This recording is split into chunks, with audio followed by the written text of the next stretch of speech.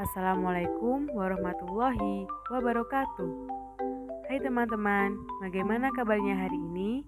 Saya harap semua dalam keadaan sehat walafiat ya. Kepada yang terhormat Ibu Dewi Agustriani, MPDI, selaku dosen pengampu strategi pembelajaran, dan teman-teman yang berbahagia. Di sini, kami dari kelompok 8 akan menyampaikan hasil diskusi dari kelompok kami dengan tema strategi pembelajaran aktif atau active learning di SDMI yang akan disampaikan kelompok 8 dengan anggotanya yaitu Devi Widya Sukmawati, Siti Mukaromah Nurobiah, Yulandita Arta Mevia Agnia, dan Maria Latovania. Untuk itu, simak terus penjelasannya ya. Yang pertama adalah pengertian strategi pembelajaran aktif. Pembelajaran aktif adalah suatu pembelajaran yang mengajak siswa untuk belajar secara aktif.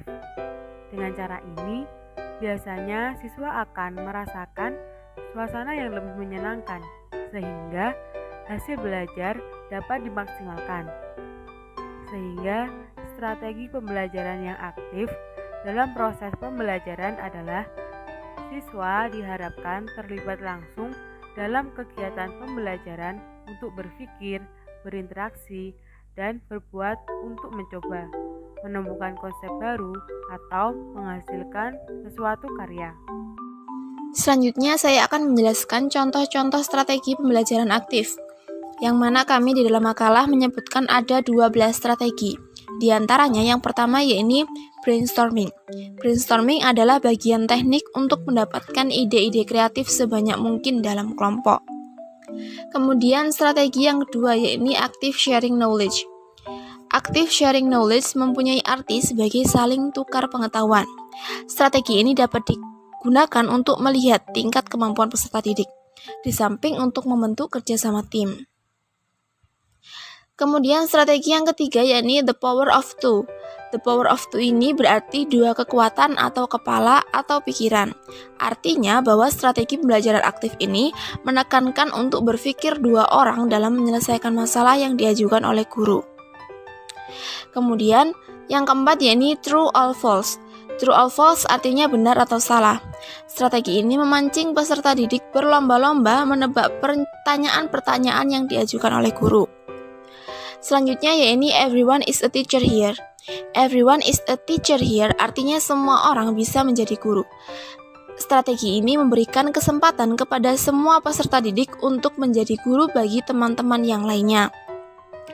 Kemudian yang selanjutnya yaitu team investigation. Team investigation berarti kegiatan investigasi yang dilakukan oleh kelompok untuk memecahkan masalah atau mencari jawaban dari pertanyaan yang diajukan oleh guru.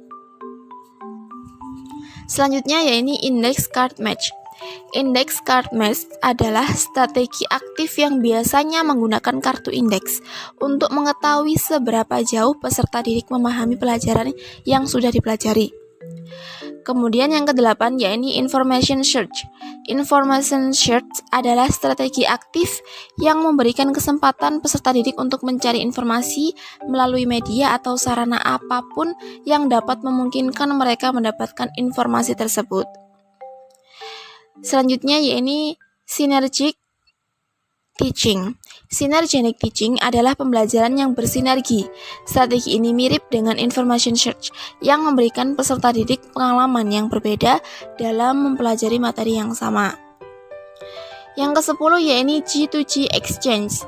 G2G exchange adalah strategi pembelajaran kelompok di ruang yang berbeda, teknik berbeda, dan cara yang berbeda.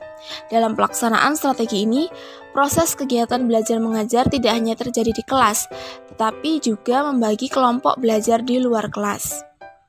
Yang ke-11 yaitu snowballing. Snowballing ialah ibarat bola salju yang menggulung. Dalam pelaksanaannya, strategi ini guru dapat membagi peserta didik dalam beberapa kelompok untuk mendiskusikan materi yang sedang dipelajari. Dan yang terakhir yaitu cohesion student have. Question student have adalah pertanyaan yang dimiliki peserta didik.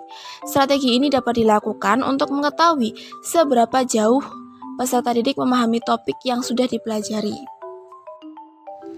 Oke teman-teman sekalian, kita menuju ke poin ketiga, yakni strategi pembelajaran aktif di sekolah dasar. Lalu, strategi pembelajaran aktif di sekolah dasar itu bagaimana sih? Terus, bagaimana sih caranya biar tercipta pembelajaran yang aktif? Nah, di sini disebutkan yang pertama, mengacu pada tujuan. Yakni guru dapat menjelaskan tujuan pembelajaran dengan jelas sehingga peserta didik akan mengerti dan dapat menghubungkan tujuan tersebut dengan hasil yang akan diperoleh. Lalu yang kedua, yakni melibatkan peserta didik. Seringkali secara intuisi guru mengetahui bahwa untuk membuat pembelajaran lebih bermakna, peserta didik harus menggunakan lebih banyak energi mental dan emosional sehingga peserta didik dapat memperoleh keasyikan dalam belajar. Lalu yang ketiga adalah menggunakan seni gerakan dan indera. Strategi pembelajaran dirancang untuk mengaktifkan kelima panca indera untuk bisa melibatkan peserta didik secara penuh. Lalu yang keempat adalah meragamkan langkah dan kegiatan. Untuk menjaga agar pikiran selalu siaga, ragamkanlah langkah dan jenis kegiatan. Setiap pelajaran untuk menyediakan ide-ide untuk merubah langkah dan setiap pelajaran disiapkan untuk dapat diadaptasikan. Sehingga secara mudah guru dapat menambahkan ide sendiri menghasilkan beragam kegiatan. Lalu kita menuju ke poin 4, yakni karakteristik strategi pembelajaran aktif atau active learning.